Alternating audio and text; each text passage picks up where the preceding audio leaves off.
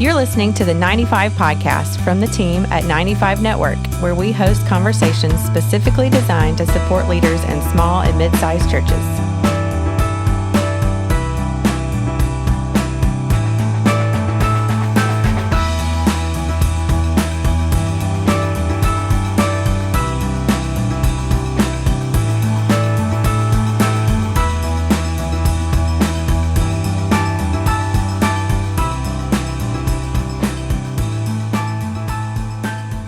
Hey everybody, welcome back to the 95 podcast. This is Dale Sellers and Joseph Bennett. Man, we are so glad to be with you today. Today is going to be a super helpful conversation. This is in our series that we've been doing on Easter prep. This is our third topic, if you will, in the Easter prep series. And this is a huge one that goes way beyond Easter, but I know it's going to be helpful today.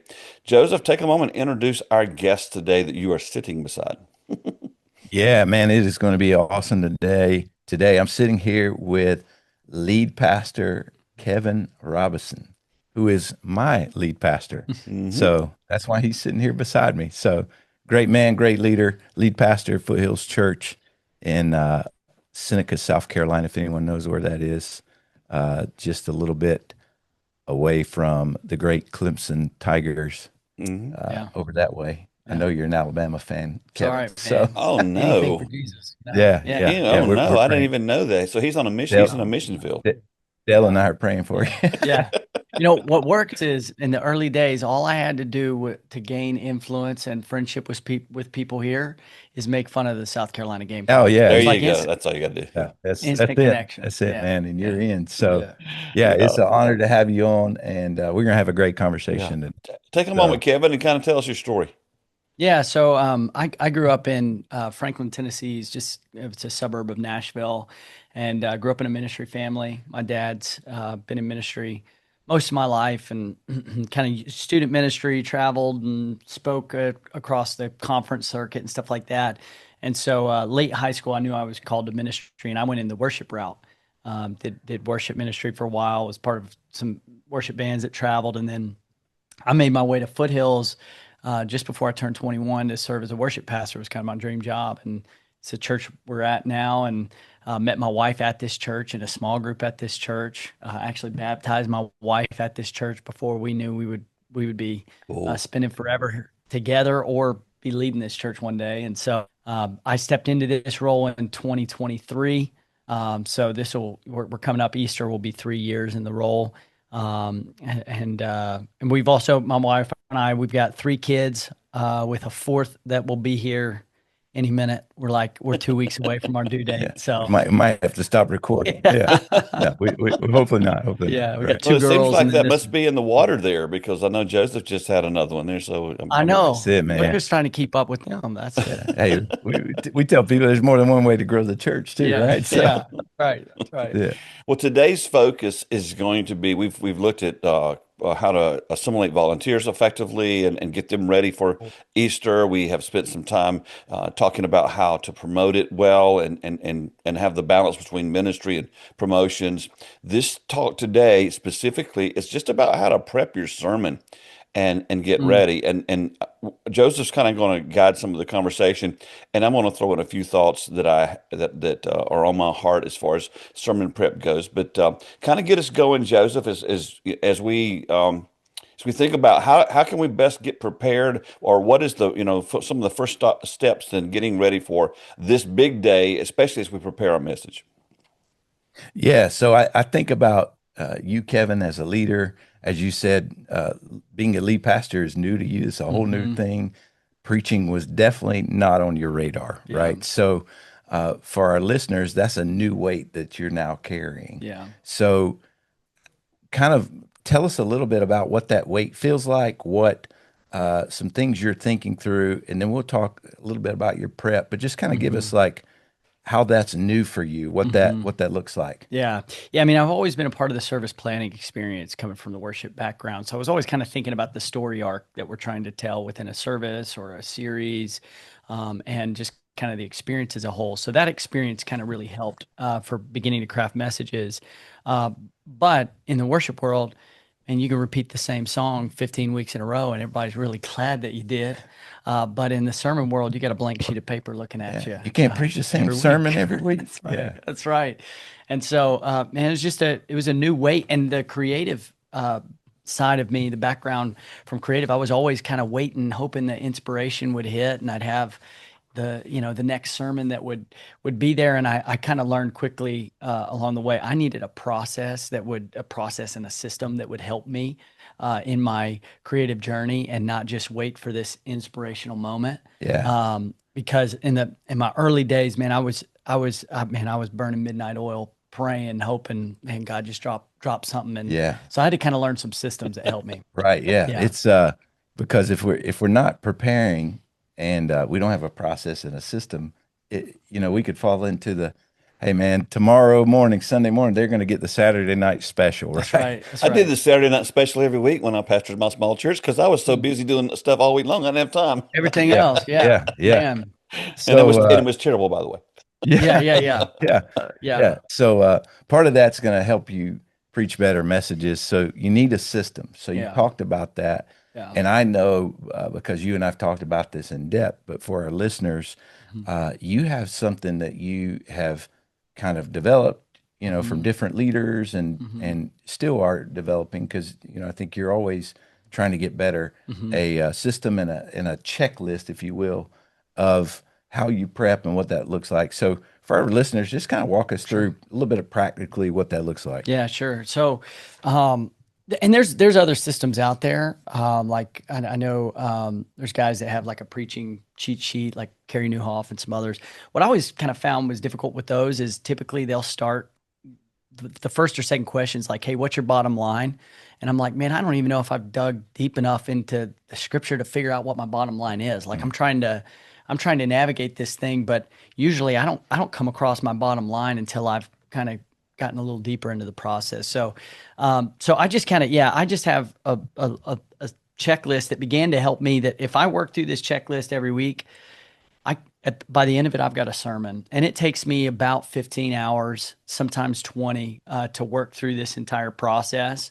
But so far it's working, and I continue to tweak and adjust it. But the first thing I do, I mean, with everything we do in ministry, we want to make sure that we're not just running our ideas, we're running God's play. So there's kind of I start with praying and getting right with God, and that involves like just first seeking God, like letting Him know, hey, I want to find what You want to tell our church in this moment. Like I don't just want to say things that I want to say. I want to know what do the people need to hear from You. Then I kind of work through, like I've got like 4 checkpoints in my prayer. I seek God, I listen, I confess known sin, and I'm telling you, that might be one of the most important parts of the sermon prep process. I mean, honestly, I mean, just the other day, I'm trying to work on a sermon, and I'm going, I was really short with my wife this morning before I left the house. Like, I was in a hurry. I'm hurrying everybody along. I'm thinking everybody's there to serve me for a moment, and I had to call my wife and go, hey, that wasn't it, and I'm sorry. And I'm telling you, every single time that I confess known sin, it opens the gate again for my connection with God. There's a block when I've got known sin in my life. So that's a part of it. And then just kind of a prayer. So I start with prayer. And then we do, like with our sermons here at Foothills, we'll kind of walk through a book of the Bible. Other times we'll do topical series. But even just my style, even if we're doing a topical, like we're in one right now, it's always going to be anchored in a Bible story. It's not just going to be a concept that we're grabbing a bunch of stuff all over. Like we're doing this series on the reality that if God's on our side, we've got the numbers, even if the math doesn't look great. And so each sermon is anchored in a story in the Bible. Like when we started, we looked at a moment that Elisha's servant's overwhelmed by the enemy, and Elisha prays that God would open his eyes to see that his enemy is surrounded by God's army. And so that whole story, I'm really kind of teaching through the passage as if we would go through a book. So the next thing I'm doing is I'm looking at that passage of scripture and I'm reading it to ask God, what are You saying to our church through this passage? Mm-hmm. Before I go to any other commentary, before I look up any other material, I want to spend time, me, scripture, God, and our church in mind. And then I'll go to outside sources. So, and and through both of those, like while praying and then while reading the passage, I got a note going and I got ideas flowing and I'm picking out, hey, God's showing me this in the passage, or man, I remember this story of something that happened, or here's some answered prayer, or here's a story that happened in our church of somebody. And so I'm just kind of collecting during that time. And then I've got two commentaries that I really love that I turn to next that kind of just help me dive deeper into the scriptures. And then beyond that, if I don't have enough to make my angle yet, I will sometimes look up other sermons around this topic. And usually, what those will help me do, I don't love watching other sermons because I don't want my voice to be an imitation of someone else's voice. Yep. What'll happen is, man, they'll share an illustration. And when I hear their illustration, it makes me think of something totally different in my life that connects. So I'm not like ripping their illustration. I'm going, oh, that just made me think of this time with my kids. And so it's just to spark ideas. And that'll be a really helpful tool. So I usually will create a playlist of 2 or 3 that I'm listening to on the way to work or on the way home. So I'm just kind of chewing on that. And then I'm a big reader. We can talk about that in a minute too. But usually I'm making notes of any books I remember that hit on this topic. And I've got a system for how I kind of mark where I can go find those sections of those books. And so I'll spend some time kind of back with that. And then I'll circle back to the passage one last time. And after that, I'm ready to script out the message. And I'm a manuscript guy. I'll do an outline, but then I manuscript it. We talk more about that too. I mean, but Is the outline something you created, or is it something you found that you just adapted for yourself? This checklist, this is just something I've kind of Yeah. created and adjusted for myself. Because it works for your personality, it works for your study style, the whole Exactly. thing. Yeah. Cool. Exactly. All right, so Yeah. so once you got it kind of formatted, you said you spent about 20 hours, I think is what you said overall. Yeah. Is it all like back to back to back, or do you break it up throughout the week to get some freshness in there? How do you do that? Yeah, I break it up throughout the week. So one Tuesdays are my protected day. I don't schedule any meetings on Tuesdays. I mean, it'll be a rare occurrence where there's something going on Tuesday. So that's kind of, I'm working as much as I can through that day. I've also got 2 other pockets that I'll make sure I've got half days where I've got time. So I'll do Monday mornings are pretty protected where I'm getting the ball rolling on this, and then Wednesday mornings. And usually between those 3, this thing's ready to go. What I do on the prep side, when I first started, I used to, on Saturdays, I would rehearse my message. And then I got into a season where I would print out the manuscript and read it multiple times.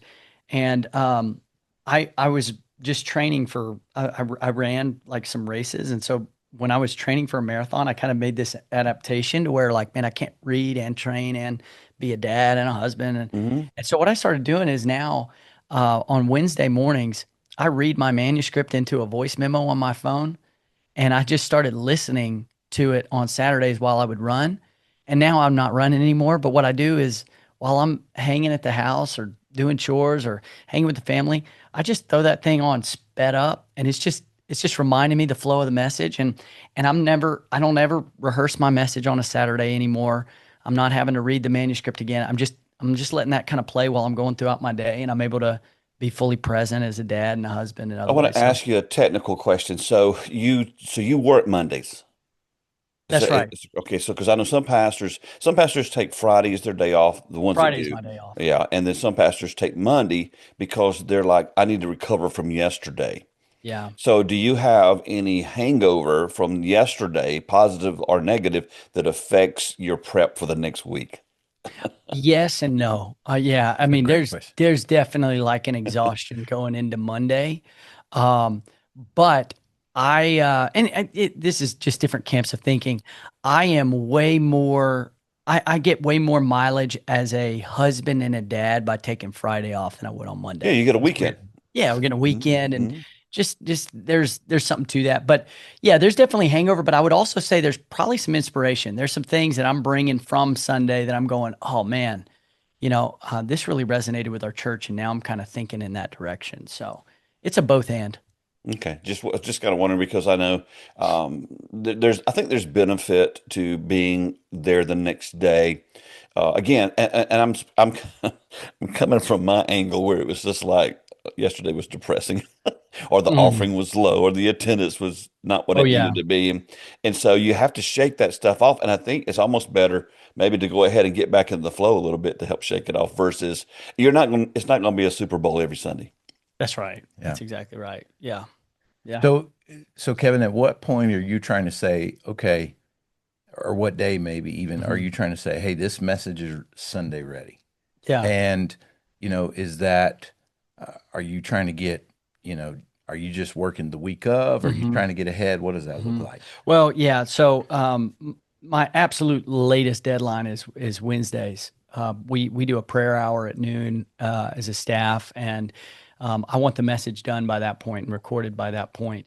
Um, and that allows me to unplug through the weekend. But I'm also like I'm at the point where I'm like right now this week I'm working on Easter specifically, and that would have been in the same uh, time frame. So I'm about 4 or 5 weeks ahead, where I'm writing, and what I'll do is on Wednesdays before prayer, I'll pick up this week's message again, and that's when I'm kind of recording it and kind of sinking it into my heart. So this like Tuesday, for example, I wasn't working on this Sunday. This Sunday's been done for several weeks. Yeah. I just pulled it back out today and kind of refreshed on it. Let me ask you Yeah. another So, technical question before you do that, Joseph. So if you've got it ready 4 weeks out, do you forward all of the stuff with your support staff, like the pro presenter stuff and all? Do you go ahead and get that to them 4 weeks out, or do you wait till the week of?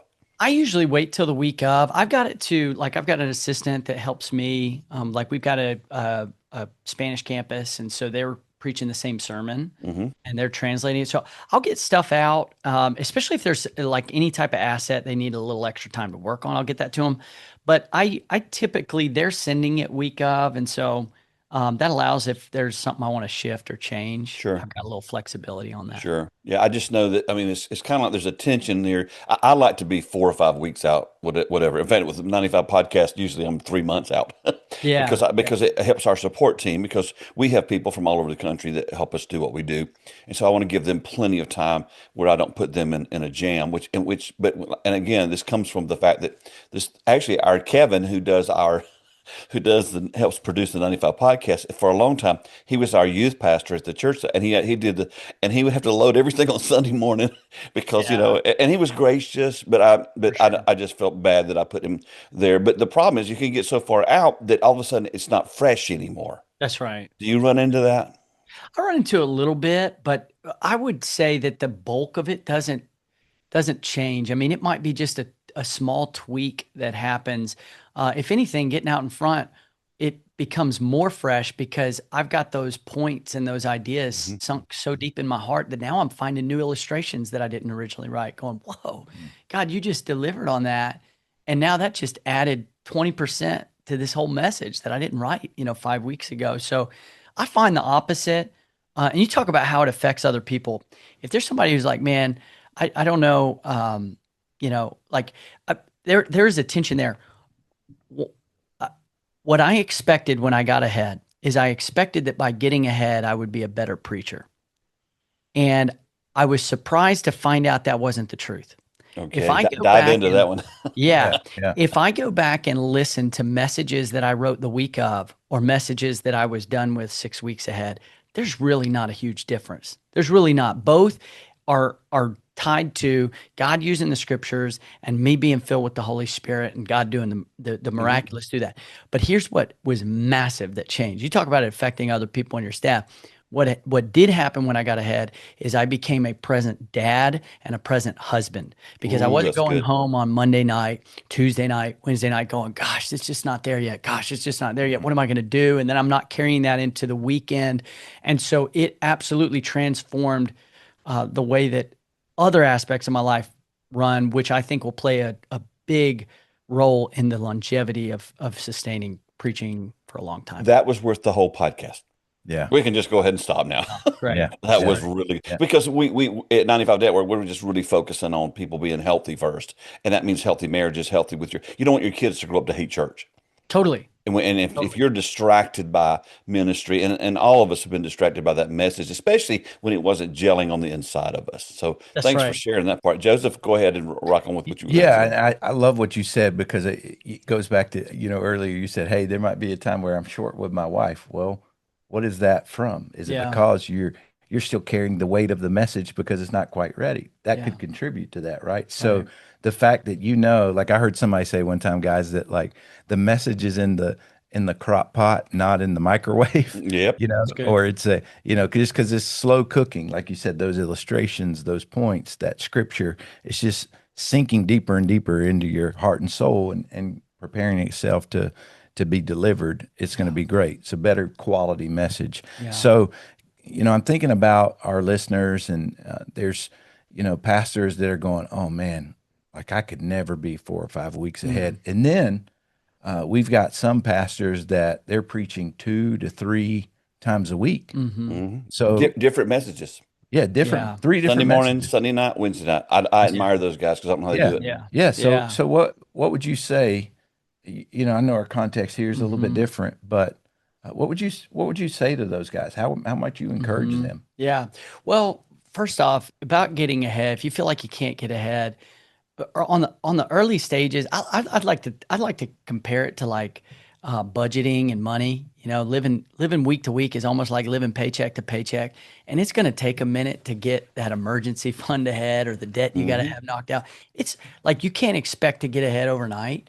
But what I did was I took advantage of weeks that I had a guest preaching or someone else on our team preaching, and I would not treat that like a week off. I would treat that like, okay, I'm going to use this week to start piling ahead a little bit. And so that was kind of was just an early commitment to the guys preaching 2 or 3 times a week. I mean, it's such a different context, like you said, Dale. Man, I Oh, it's got tough.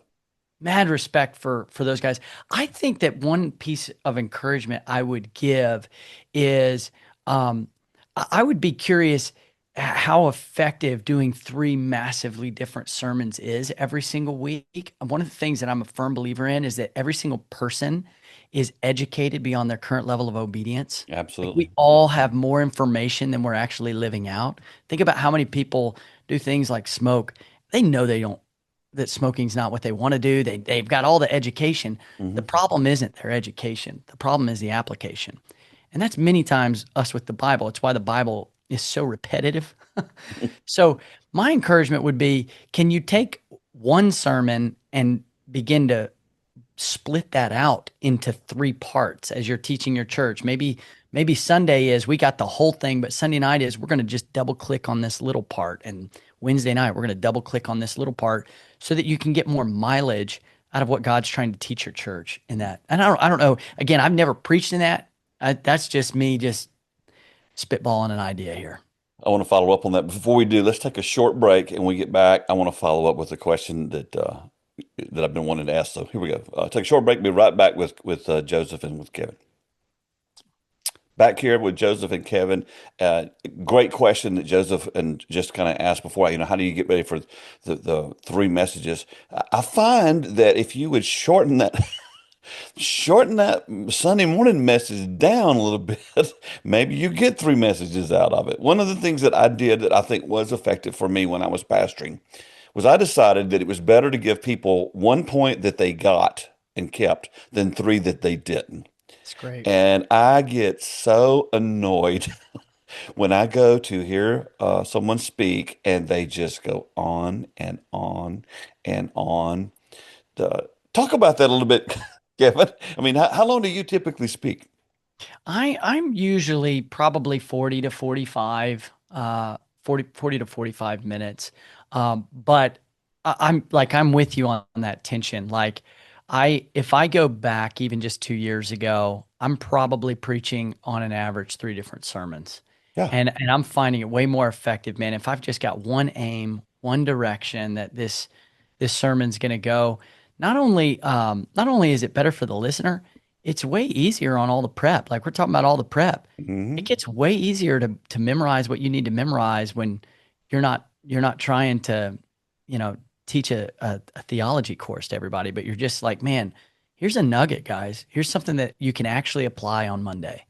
I worked with the pastor years ago who We are the type of church we were. We would do probably 20 minutes of worship, and before he came out to speak, and it was always very anointed. It was always very heartfelt, and the presence of God was always there.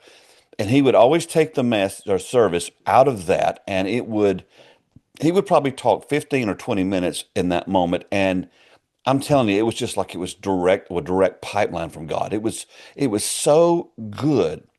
But then after 20 minutes of that, then it was like, okay, now I've got to preach my message, which was at least 50 minutes. Mm. So I'm sitting in front of him one day at his desk, and I took a 16-ounce cup and I set it on his desk, and I said, that cup holds 16 ounces. He said, yeah, I know that. I said, I can pour 2 gallons into it, but it's only going to hold 16 ounces. And I Mm. said, what you're doing is by overwhelming us and bombarding us and moving, you're wiping out all the good things that you said. Yeah. So how do you regulate, that Yeah. internally? How do you do that? Well, and I was just gonna add to this.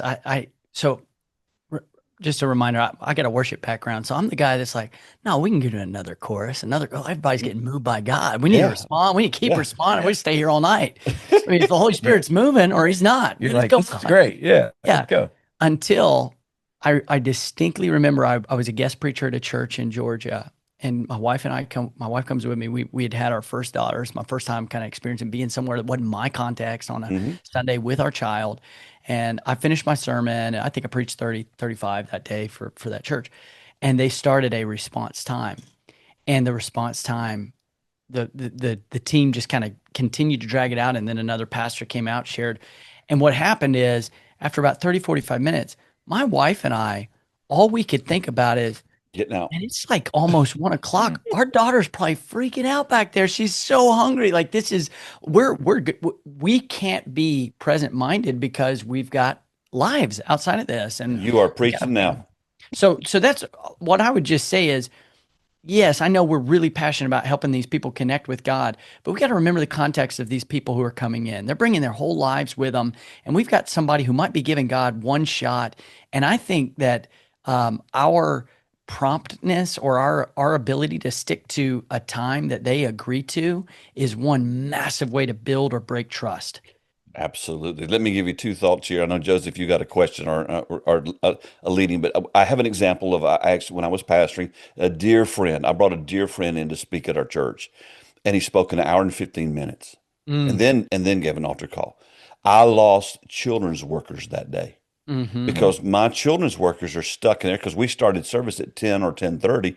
The babies and the toddlers, they're in there and they're crying. They want mama. They're hungry. The workers are feeling that too. And one of the things, and this is going to offend some of our listeners, and if it does, that's okay. I think sometimes we just love the sound of our own voice Yeah. to the point that we're not recognizing what we're doing to everything around us. And so here's the solution to this problem. I did this, and I think every pastor in America, I don't care what size your church is, every pastor in America should serve in the nursery 2 Sundays a year.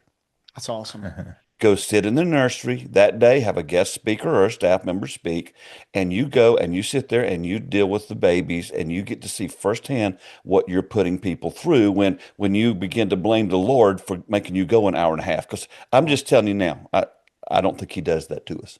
Sure. Yeah. No, that's awesome. Yeah. All right. That's awesome. I finally got Well, that off my chest, Joseph. And I mean, some of us, I'm thinking there's some guys that just they're not trying to put people through what you just described, Dale, but it's like they really are. They're like, man, God is like in this message. I Yeah. put so much time in it, etc. So, or they just may not be have enough self-awareness to know what's going on. So I thought about you, Kevin, and there's some things that you do strategically to evaluate yourself, evaluate your messages, the effectiveness of it before, even, right after, and then, after you finished Yeah. all your messages. Yeah. So talk a little bit about like what's kind of feedback look for you, Yeah. evaluation look like for you. Yeah. Yeah. I'm a huge fan of feedback in general, like in every area of your leadership and just as a human.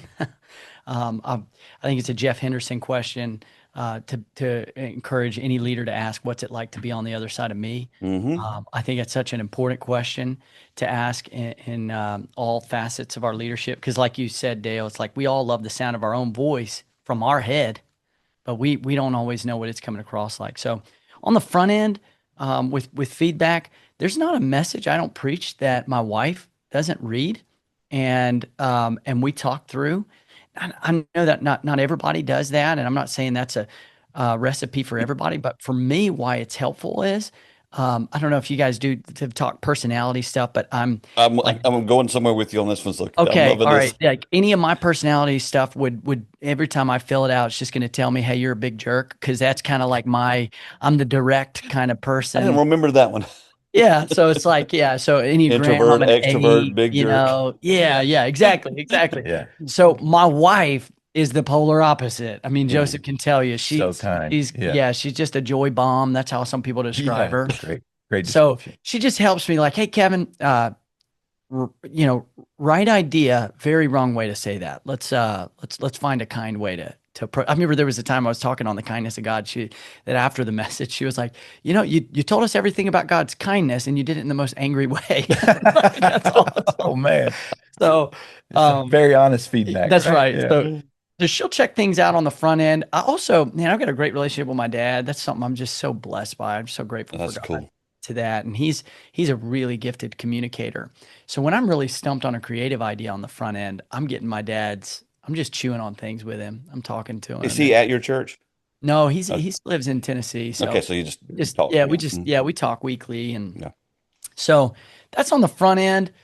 There are some things I've been taught, by the way. I don't know if you guys have talked about this, but the power of communication goes way beyond words. There was a Yeah. study done. It's like our communication's only 7% words, which is shocking. Hmm. It's 38% tone and 55% body language. So on the back end, I like to evaluate myself. One of the things I like to do is I like to watch the message and put it on mute. And there is a whole lot you can learn if you just watch yourself. Yeah. What are you looking for This there? is so practical. Oh man, I mean, literally, I'll just see things like I'll see things that are happening with my hands that don't make sense. I'll see, man, dude, you're on skates, pacing left to right, that nobody can track. I can tell, like, I just tell the pacing. There's so much that you can feel and tell just by the visuals, and so I like to grade myself a lot. Mm. You're gonna be brutally honest with yourself in some ways, and there's just so much you learn about, man. I was talking really fast in that section, and I didn't know it when Hmm. we were up there. But now that I'm watching it back, so next time I'm going to slow down and I'm just going to kind of give it a moment when I'm giving that point. So Maybe I need to smile, right? Yeah, It's Yeah, something- that's really helpful when you're talking about Yeah, Jesus. So exactly. when I was pastoring, I was totally opposite of you in the okay. sense that I was so dysfunctional that I would not tell my wife anything about what I was preaching. But what I did do is when I got in the car, we're wired a lot like I'm like you, she's like your wife. But I would hope she would say something about the Oh message. yeah. And if Oh she ever said, "Oh, that was great" or whatever, it just made my day. And I think she commented twice in yeah. 13 years. Oh, that was pretty good. I'm going, dang, so I had this really dysfunctional way of doing things. The other thing that I did that really hurt me because I didn't get feedback was I would allow certain pickup phrases to get into my language. And the one that I still have to work through is Charles Stanley used to go, now listen. And I mean, I counted one time, I think I said it 63 times in a message. That's Like, awesome. now listen, So now, real. and Yeah. and you didn't, if you don't, I see, I hated listening back to my messages. Totally. Yeah, it's But, torture. but I had some dysfunction anyway where I thought I was should be on Yeah. the rubbish pile. But anyway, but she would have never been a really good feedback for me because it was like that's just not the way she's wired. So I'm glad you have that. So let Oh me ask man. you this Well, question: Have yeah. you ever used the sermon to straighten out problems in your church? Mm, Because I'm gonna go somewhere with this. okay. Um, I have I have brought problems that I have observed that are happening in the context of our city Hmm. and maybe the spirit of something that's happening in our church, like gossip or something. Hmm. But it will never, I will never use the platform as kind of like a way to avoid going directly to the individual. If I'm I'm not so going to the glad. individual first, I'm not going to go on the platform and bully them. I'm so glad you answered this way because I was hoping, like I set you up there a little bit because I had a pastor that I greatly admired who said, when you use the platform to call out problems in the church, the devil's directing your preaching, not the Lord. That's good. Yeah. That's I'll good. never forget that as long as I live. And it was like, one, some of us are unwilling to confront things with people. So and then I had another pastor that I worked for. He every week, dude, people finally discovered, don't go to that dude for counseling.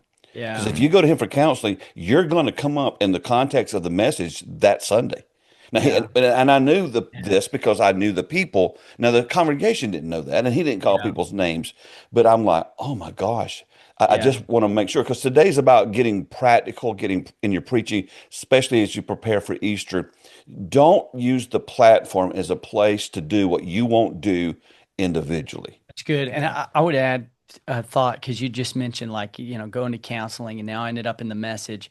I will never use somebody as an illustration without their permission. Hmm. And I'm very careful with family. Hmm. Like there's a difference between getting up there and being vulnerable about struggles that I have and being transparent to a point that I'm disrobing all the people that didn't have the opportunity to speak for themselves. Don't use your kids for examples unless you've asked them. Yes, that's good.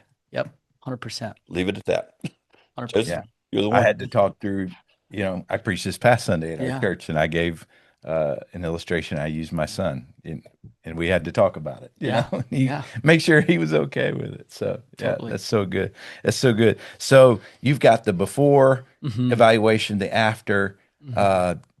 We've got two services. Mhm. So we do something. You do something Mhm. that's, I mean, it takes courage. Mhm. So talk about the feedback even in between two Mhm. services. What does Yeah. that look I like? don't know that Yeah. I could have ever done this part. I know a lot of people do it. I'm like, I think I've been Yeah. so devastated that I wouldn't be able to get on the stage in second service.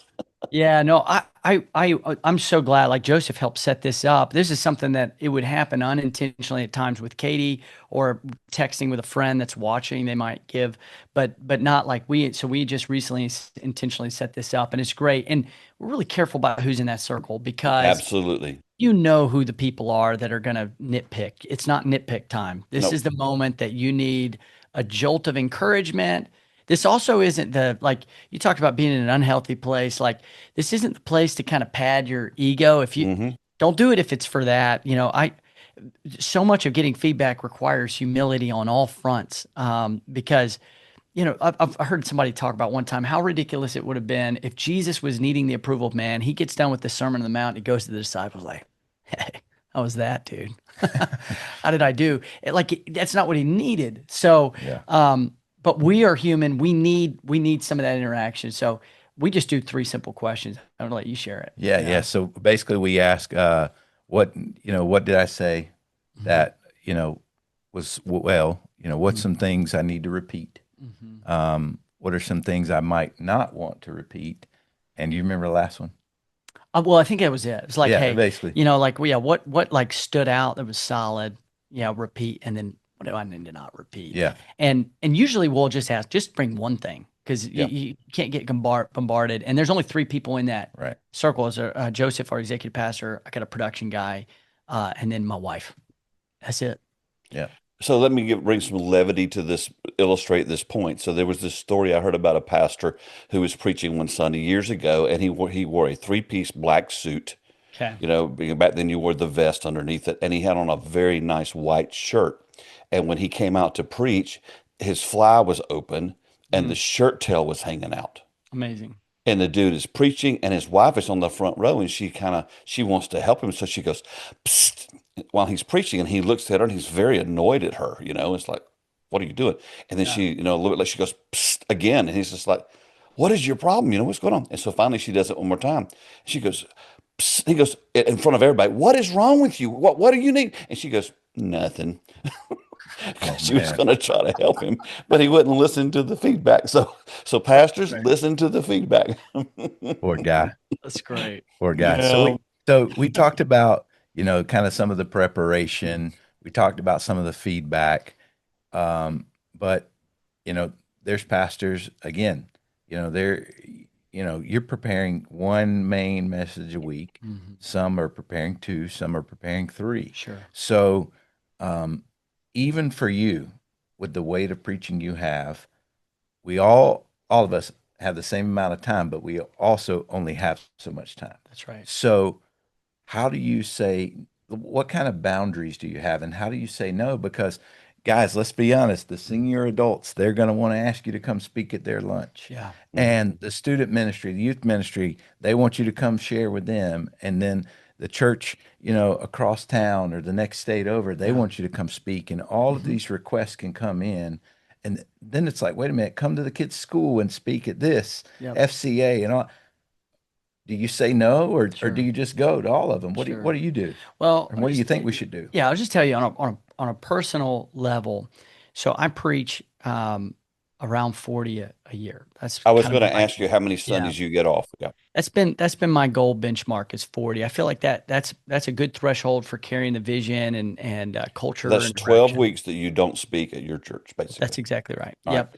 Now, in addition to that, I do 12 sermons a year to our staff once a month, and I give them everything I got. We do something called the Well, and it's an opportunity for me to pour into our staff. So if I'm writing one of those every week, 52, that's every week I'm Every writing week. a sermon. Okay. So what I've kind of set as a boundary is, like, when I take other things that are outside of here, I'm not writing a new sermon. There you It's go. the writing that is very difficult. That's the process that takes more and more time. So, like, I spoke at a college this week. I rehashed an old message. And did I bring things that were fresh for them? Absolutely. And I'm honest with them. That's what I'm gonna be bringing to the table. But that allows me to sustain this run. Other boundaries, I think, really have to do with my schedule during the week to make sure I'm hitting what I need to write sermons too. So yeah, You got to protect it, right? 100%.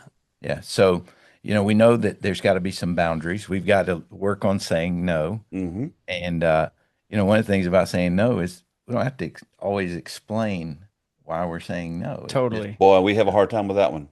yeah. It's tough. Totally. It's easier said than done. Yeah, totally. I'm working on it. You're working on it. Well, Dale, and that's why we're having this conversation, because if there's clarity in why this is 95 Network 101. If there's Yeah. clarity in what you're doing, what we teach is if you are clear on your mission, you're clear on what you're trying to accomplish, if you're clear on why you do sermon prep the way you do, it helps you to say no to a lot of bad things that people try to bring in your life, but it also helps you say no to good things. That's right. When there's clarity in your mission and vision, typically you get momentum going, and when you have momentum, everybody wants to add something to it. That's right. And that's what stops it, is you get too much added. And so one of our biggest issues that we deal with at 95 Network is our pastors are so busy. And I think it's because they can't say no to even good things at times. So you gotta adapt that. That's absolutely right, Joseph. Well, and I think it's like, to encourage that thought is, anytime you're getting introduced something new that you're got an opportunity, if you're going to say yes, you should go ahead and determine what you're saying no to, because every yes you make is no to something else. There you go. And so if you can start to think about that on the front end, then you can actually figure out, man, am I putting the right weight into the right things, the right yes?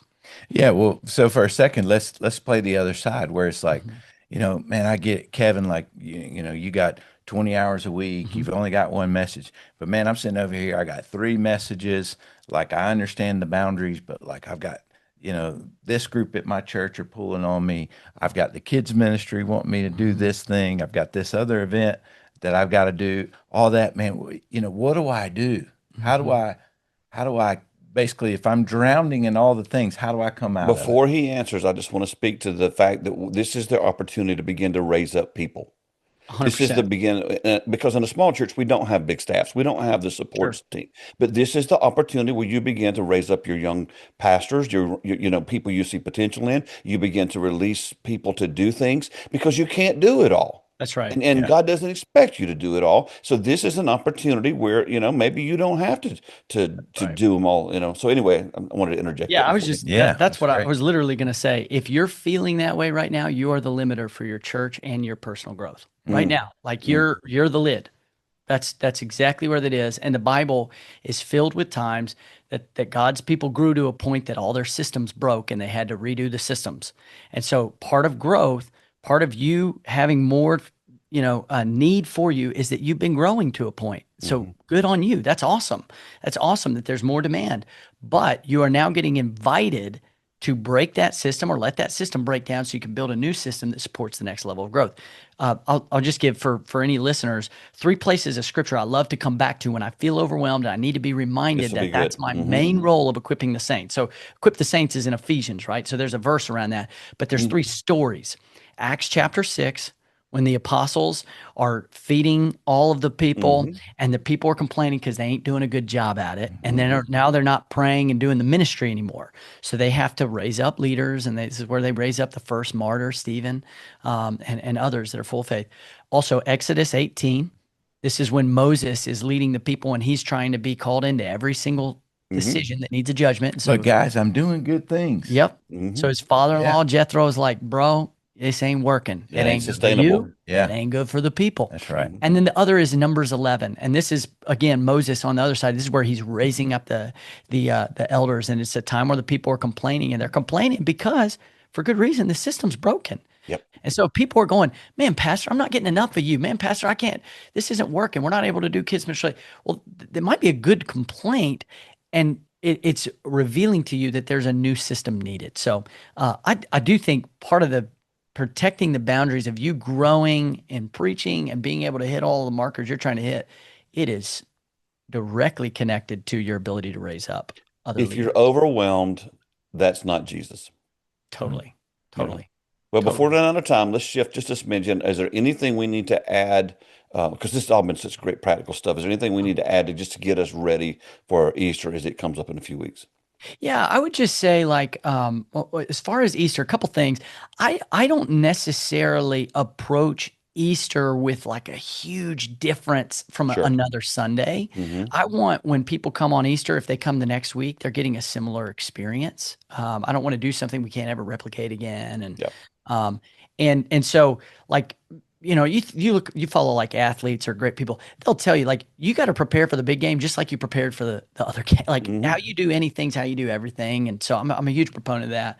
But when it comes to Easter, I do want to make sure that the kind of whatever the undertone or the spirit of what God's leading our church in, that is driving that direction, where we're kind of like setting up like maybe the next series or something that draws people back in to why should I come back this next week? And what I've been doing like for Easter is I have like I talked about being 5 or 6 weeks ahead, but that's just down to like writing the sermon. We're about 6 to 9 months ahead in series, and Hmm. I've got buckets for everything. I've got a note going. So while I'm reading material or things, I'm never reading for the series I'm in. I'm reading for what's out ahead, and I'll do Hmm. that for Easter and things. Like I'm reading out ahead, and I'm dropping ideas or buckets or things into that bucket to prepare in that direction. Yeah, and obviously, we talk about this in the series that Easter is a time where we know that most people, if they're unchurched or they haven't been to church in a long time, there's a very much a likelihood that they might come on this day. Yeah. So, tell us about kind of how you're thinking about that person, even as you're getting ready to preach the message, and Hmm. what's on your heart. And I even think about a couple of years ago how you preached a message where you really was like, man, I got to break some of this down because there's some people that you know we believe this, but I know they don't. So Totally, talk to totally. that. A couple of years ago, I felt really a draw for our church of just kind of growing in apologetics in general. That there's this just whole movement among young people of kind of deconstructing their faith, and there's this movement of just kind of like, hey, Jesus, yeah, that's a good idea. He's one of the ways, and so I really felt like, hey, I needed to expose what was wrong about other religions and kind of take that approach with the resurrection. So I did a bunch of study, going into that. Some of it just, I mean, basic stuff that a lot of us would have studied in seminary or things like that, like Case for Christ and some different books and material. But when it comes to knowing those people that are going to be in the room, I'm thinking about that person that doesn't know any Bible or is just returned, the prodigal. I'm thinking about them every single message. So when I'm in the early process, I've usually got a table, and I've got the prodigal in my life at the table.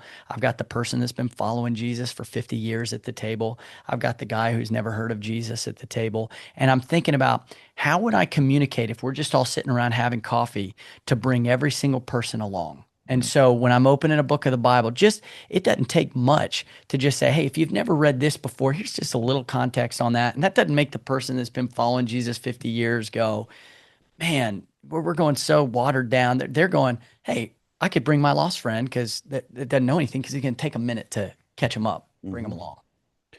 This has been amazing. You are just filled with practical wisdom, which is right in our sweet spot. And I really appreciate you taking the time to be with us. Again, one of the most important things about all of this is to be so prayed up. Because honestly, you can preach the best sermon that you've ever come up with. And if the Lord doesn't anoint it, if the Holy Spirit doesn't draw people, it's still going to fall on deaf ears. So thank you again so much, Kevin, for your practical wisdom. Thank you for being Joseph's friend. We've been praying that he would get lots of friends. And so there's, at least we know he has one. I needed a friend like Kevin in my life, and that's the truth. So. We will put any links that you want to put in the show notes, but and just have your email available in case people want to connect with you. But man, thank you for taking the time to join us. This has been so good, and we're praying with everyone listening that this will be the best Easter you've ever had. So thanks again for joining us. Thanks for listening to the 95 Podcast. We look forward to sharing another episode with you next week. In the meantime, visit our website at 95network.org.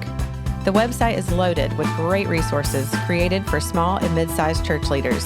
Until next time, have a great week.